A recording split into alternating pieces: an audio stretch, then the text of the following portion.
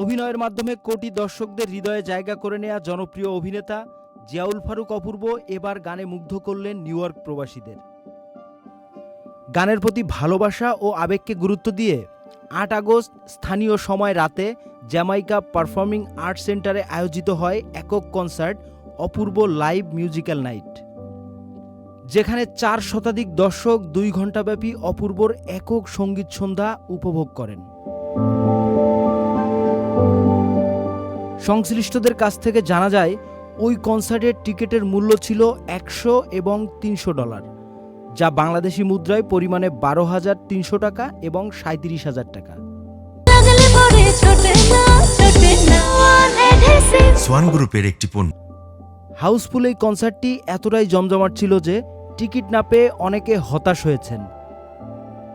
এদিকে টিকিটের মূল্য নিয়ে বাংলাদেশ থেকে কেউ কেউ না বুঝে সমালোচনা করলেও নিউ ইয়র্কের দর্শকদের উপস্থিতি ও উচ্ছ্বাস সেই ভুল ধারণাকে ছাপিয়ে যায়।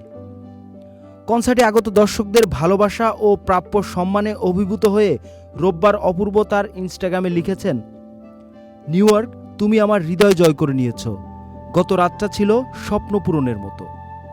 মঞ্চে দাঁড়িয়ে প্রবাসী বাঙালিদের উচ্ছ্বাস ও ভালোবাসা অনুভব করার মুহূর্তটি অপূর্ব তার হৃদয়ে চিরকাল মনে রাখবেন বলে জানান। নিজের একক অনুষ্ঠানকে স্মরণীয় ও সফল করে তোলার জন্য দর্শকসহ আয়োজকদের সঙ্গে যুক্ত সকলের প্রতি কৃতজ্ঞতা জানিয়েছেন তারকা অভিনেতা অপূর্ব। নাহিয়ান ইমন, চ্যানেল আই।